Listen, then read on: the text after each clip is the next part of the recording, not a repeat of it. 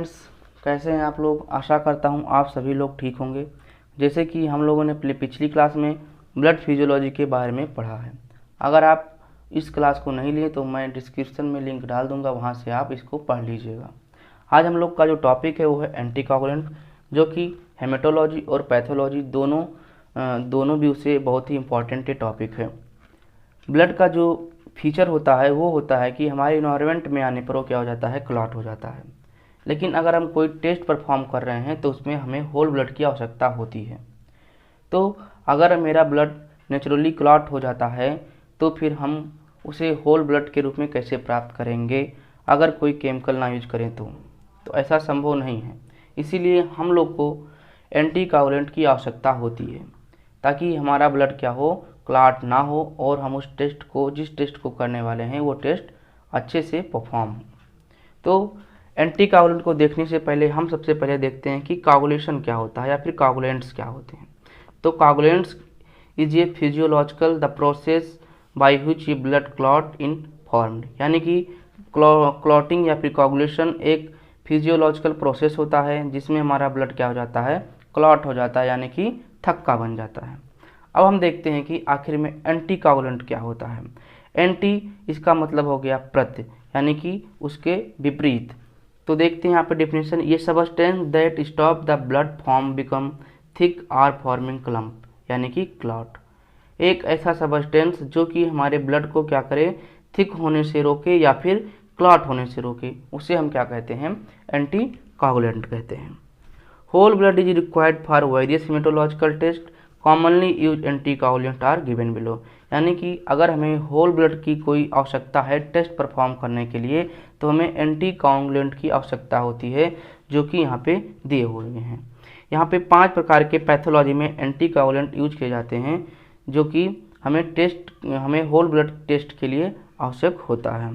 तो यहाँ पे 5 है: EDTA, sodium citrate solution, heparin, double oxalate और सोडियम फ्लोराइड। अब हम एक एक करके इस पे चर्चा करते हैं। EDTA की फुल फॉर्म की बात करें तो इसका फुल फॉर्म होता है इथाइलिन डाइएमीन टेट्राएस्टिक एसिड। क्या होता है, इथाइलिन डाइएमीन टेट्राएस्टिक एसिड, ठीक। Sodium citrate solution, heparin, double oxalate और सोडियम फ्लोराइड, ये हमारे 5 प्रकार के एंटीकोगुलेंट होते हैं जो हमारे ब्लड को क्लॉट होने से रोकते हैं। और अगर हमें होल ब्लड की आवश्यकता है टेस्ट को परफॉर्म करने के लिए तो ये 5 एंटीकोगुलेंट हमें यूज करने पड़ेंगे। अगर हम इसको यूज नहीं करते हैं तो हमारे ब्लड क्लॉट हो जाएंगे और जो टेस्ट के रिजल्ट हैं वो फॉल्स पॉजिटिव आने शुरू हो जाएंगे। तो अब हम एक एक करके डिटेल करते हैं कि कौन सा किस टेस्ट में परफॉर्म होता है, उसके एडवांटेज क्या हैं, यूजेज क्या हैं, ठीक है। तो EDTA की बात करें तो EDTA का हम पूरा नाम बता दिए कि आपको इथाइलिन डाइएमीन टेट्राएस्टिक एसिड होता है। इसको आपको याद करना जरूरी है क्योंकि एग्जाम के व्यू से बहुत ही इंपॉर्टेंट है। इसमें क्या होता है, डाइसोडियम या trisodium salt are commonly use, these remove free calcium ion from blood body chelation by chelation, thus prevention coagulation of blood, यानी कि ये कह रहा है कि इसमें डाइसोडियम या ट्राइसोडियम EDTA का हम यूज करते हैं, जो कि हमारे ब्लड के कैल्शियम आयन को क्या कर देता है, रिमूव कर देता है। क्या करता है, कैल्शियम आयन को ये रिमूव कर देता है बाई चिलेशन, यानी कि चिलेशन प्रक्रिया के द्वारा हमारे ब्लड में जो कोगुलेशन फैक्टर होते हैं, यानी कि जो क्लॉटिंग फैक्टर होते हैं, उनमें से एक कैल्शियम है जिसको ये क्या कर देता है, रिमूव कर देता है। और इसके वजह से हमारा जो ब्लड है वो क्या होता है, क्लॉट होने से रुक जाता है और हमें पूरा होल ब्लड मिल जाता है बिना क्लॉट हुए, ठीक। अब अगर हम बात करें यूज की, यानी कि हमें EDTA ब्लड EDTA वायल कहाँ पे यूज होता है या फिर EDTA ब्लड कहाँ पे यूज होता है, तो EDTA is suitable for HB यानी haemoglobin, TLC, platelet counts, eosinophil count and RBC count. अगर हमें EDTA ब्लड की आवश्यकता है तो वो है HB के काउंट में, TLC और प्लेटलेट के काउंट में, इसिनोफिल काउंट में और RBC यानी रेड ब्लड सेल के काउंट में। EDTA is use N anticoagulant for HbF, यानी कि हमें हीमोग्लोबिन, जो फीटल हीमोग्लोबिन होता है, उसके टेस्ट करने के लिए भी हमें EDTA वायल वाला ब्लड की आवश्यकता होती है।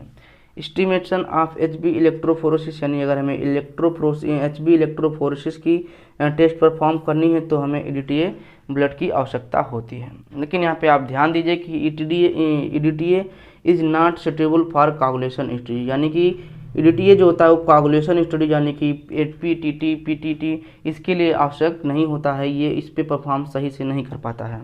और EDTA is used in solid form 2 milligram प्रति ml of blood and it's added to tube and बैकुटेनस, यानी कि ये कह रहा है कि अगर आपको ईडीटीए को लेना है तो ये सॉलिड फॉर्म में होता है, जो कि आप 2 ग्राम प्रति ml ब्लड में इसको ऐड कर सकते हैं और इसको एक एंटी कोगुलेंट के रूप में यूज कर सकते हैं 2 मिलीग्राम प्रति ml के रूप में। ठीक है, अगर हम इसके डिसएडवांटेज की बात करें फ्रेंड्स, क्या करें, इसके डिसएडवांटेज की बात करें तो इसके कुछ डिसएडवांटेज भी हैं कि ये कुछ चीज़ों पे काम सही से नहीं कर पाता है। जो कि पहला इसका डिसएडवांटेज है कि EDTA blood can use for making PSTL4 horse, यानी कि हमें जो ईडीटीए होल ब्लड होते हैं उससे हमें 4 घंटे के अंदर PS यानी कि पेरीफेरल स्मेयर हमें बना लेना चाहिए। अगर हम लोग पेरीफेरल स्मेयर 4 घंटे के अंदर नहीं बनाते हैं तो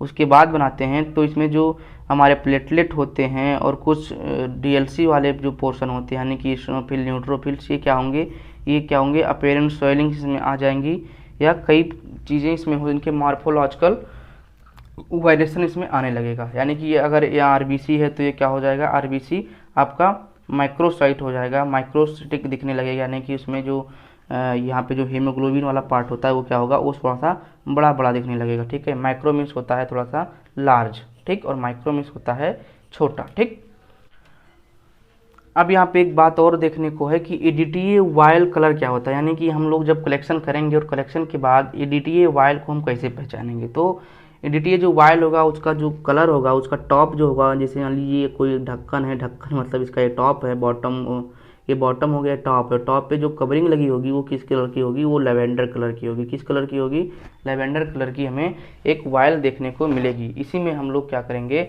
इसमें ब्लड डालेंगे और फिर इसको क्या करेंगे, थोड़ा सा इस तरह से रोटेट कर लेंगे ताकि हमारा ब्लड ईडीटीए से मिक्स हो जाए और ये क्लॉट होने से बच जाए। ठीक, अब हम लोग दूसरे प्रकार के एंटीकोगुलेंट की बात करते हैं जो कि है हमारा सोडियम साइट्रेट। क्या है, सोडियम साइट्रेट, देखते हैं इसके बारे में। Sodium citrate bind loosely with free calcium ions to form a calcium citrate complex, thus prevention the of coagulation यानी क्लॉट ऑफ ब्लड। ठीक, ये कह रहा है कि जो सोडियम साइट्रेट होता है वो क्या करता है कि हमारे जो ब्लड का कैल्शियम आयन होता है, ब्लड का क्या होता है, कैल्शियम आयन होता है, उसके साथ क्या करता है, रिएक्शन कर लेता है और क्या बनाता है, कैल्शियम साइट्रेट कॉम्प्लेक्स बना लेता है। क्या बना लेता है, कैल्शियम कॉम्प्लेक्स साइट्रेट बना लेता है।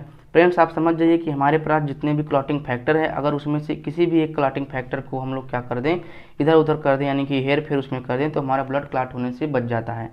सेम यही इसका प्रोसेस है या फिर यही प्रिंसिपल पे काम करते हैं सारे एंटीकोगुलेंट, यानी कि जितने भी क्लॉटिंग फैक्टर है उसमें से एक पे किसी ना किसी पे ये लोग क्या कर देते हैं, उनको प्रिवेंट कर दें, रोक देते हैं, कॉम्प्लेक्स बना लेते हैं, वहाँ से हटा देते हैं, जिससे हमारे ब्लड का क्या हो जाता है, क्लॉट होने से बच जाता है।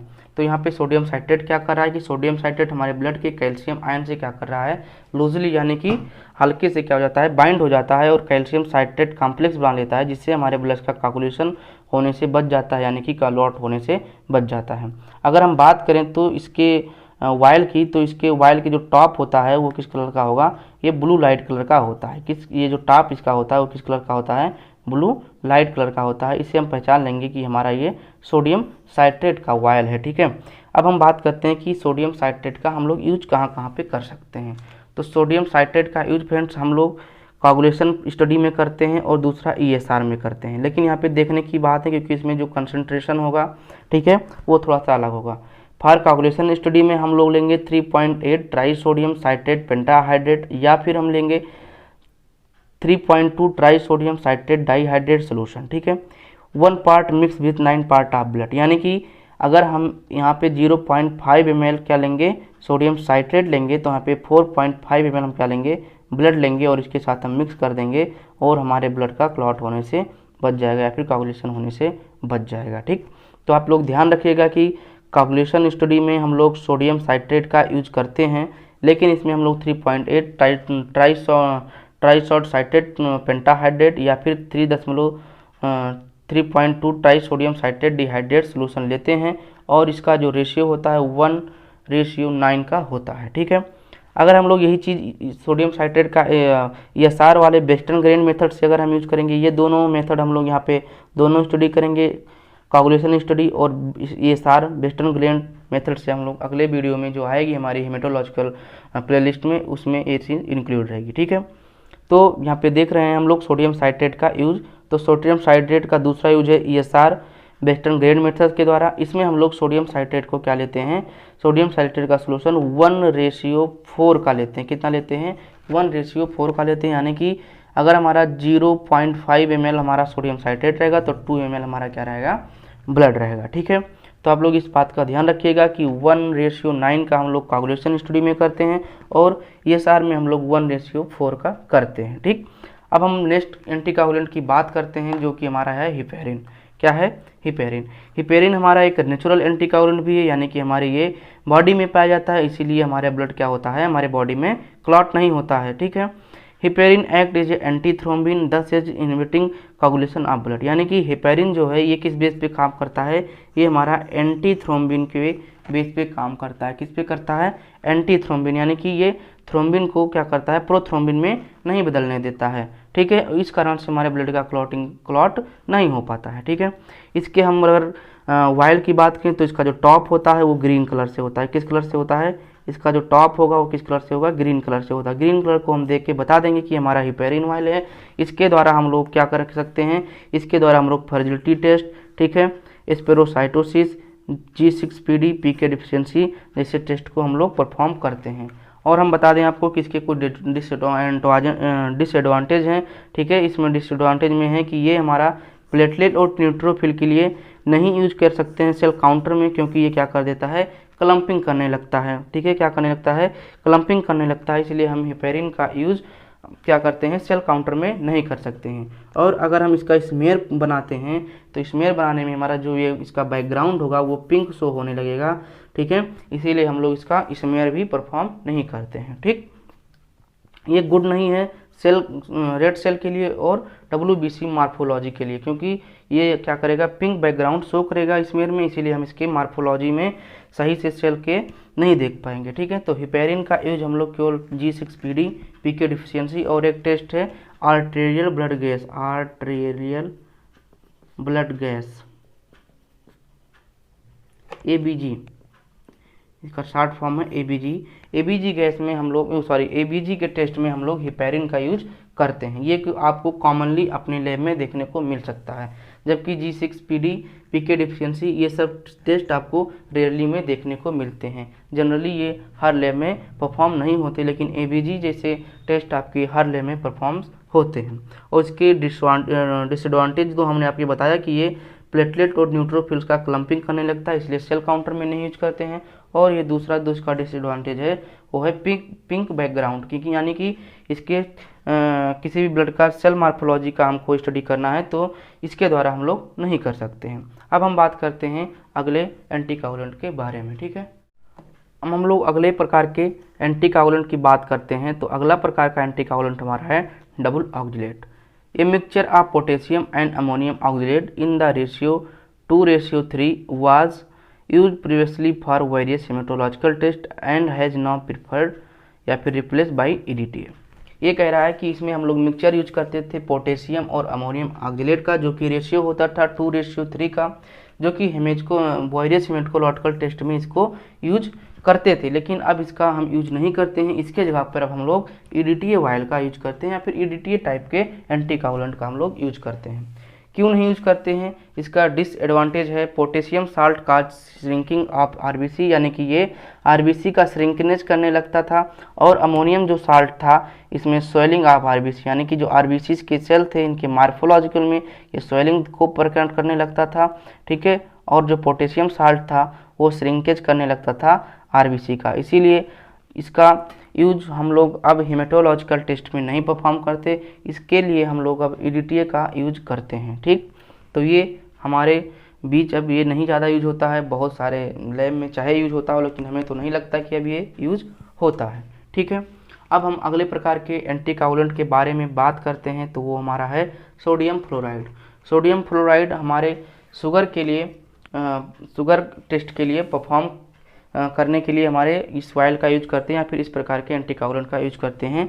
It is a use for blood sugar assay it is inhibitor of red cell glycolytic enzyme, यानी कि ये कह रहा है कि हम लोग इसको शुगर टेस्ट के लिए परफॉर्म करने के लिए इस EDTA का यूज करते हैं। ये क्या करता है कि ये रोक देता है सेल ग्लाइकोलाइटिक एंजाइम, यानी कि ग्लाइकोलिटिक जो एंजाइम्स होते हैं उनको रोक देता है और हमारी जो शुगर का लेवल होता है वो क्या हो जाता है, वहीं पे रुक जाता है, वो बढ़ने को नहीं पाता। इसीलिए हम लोग सोडियम फ्लोराइड का यूज शुगर के टेस्ट में हम लोग इसको क्या करते हैं, यूज करते हैं। अगर इसके वायल की बात करें तो इसका वायल का कलर जो होता है वो ग्रे टॉप का होता है। क्या होता है, ग्रे टॉप का इसका वायल होता है।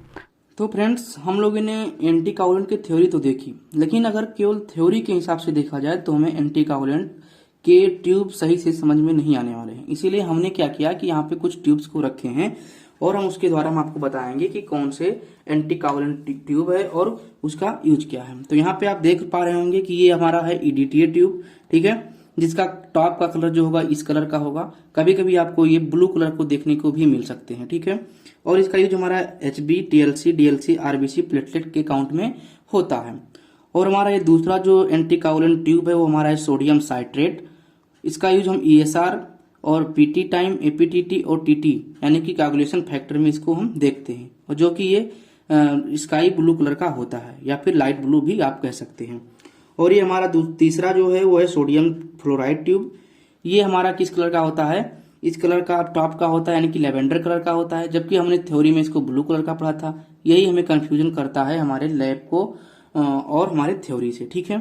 इसलिए हम आपको बता दें कि लैब में आपको यही कलर जाना देखने को मिलेगी। ये आपका ब्लैक कलर नहीं है, ये आपका लेवेंडर कलर है, ये आप यहाँ से थोड़ा सा देख पा रहे होंगे, ठीक है। और फिर ये हमारा जो है ये हमारा है हिपेरिन का, जो कि ये हरा कलर का होता है और इसका जो यूज होता है ABG के और PK6 डिफेंसी में इसका हम यूज करते हैं। और एक हम ट्यूब लिए हुए हैं जो है प्लेन, और प्लेन ट्यूब का हमारा यूज होता है सीरम सेपरेट के रूप में, यानी कि हमें जिस टेस्ट का परफॉर्म केवल सीरम से होना होता है उसमें हम लोग क्या करते हैं, प्लेन ट्यूब लेते हैं। उसमें कोई भी एंटीकोगुलेंट नहीं पड़ा होता, है, वो क्या होता है, प्लेन ट्यूब होता है, जो कि अधिकतर पैथोलॉजी में रेड कलर का यूज किया जाता है। एक कलर और होता है सीरम ट्यूब वाला, वो होता है येलो कलर का, जो कि बहुत हायर पैथोलॉजी में यूज होते हैं। जनरली आप देखेंगे तो ये रेड कलर का आपको यूज मिलेगा। तो हमने आपको बता दिया कि ये DTA वाला ट्यूब है, ये आपका सोडियम साइट्रेट है, ये आपका फ्लोराइड वाला ट्यूब है, और ये जो आपका है ये हिपेरिन वाला, ये हरा कलर का है, ठीक है। ये हिपेरिन का कलर जो है यहाँ पे दूसरा कलर था, लेकिन फ्रेंड्स इस पे हमने टेप लगा के आपको दिखाने की कोशिश की है, ठीक। तो इस कलर से आपको समझ में आ गया होगा कि कौन सा एंटीकोगुलेंट ट्यूब किस कलर का होता है। अगर आप लैब में जाएंगे तो आप उसको देख के बता सकते हैं कि कौन सा एंटीकोगुलेंट है और ये किस यूज में आएगा, ठीक है। तो आपको ये वीडियो कैसी लगी कृपया कमेंट करके जरूर बताएं। अगर आप इस यूट्यूब चैनल पर नए हैं तो कृपया सब्सक्राइब करें, और अगर आपके कोई साथी हैं जो कि पैरामेडिकल क्लासेस कर रहे हैं तो कृपया इस चैनल के बारे में जरूर बताएं। और अगर आप हमारे इंस्टाग्राम पेज, टेलीग्राम पेज और फेसबुक पेज और व्हाट्सएप ग्रुप से जुड़ना चाहते हैं तो कृपया डिस्क्रिप्शन में जाएं, वहां पे लिंक मिल जाएगा, ठीक है। तो नेक्स्ट वीडियो में मिलते हैं, तब तक के लिए बाय बाय।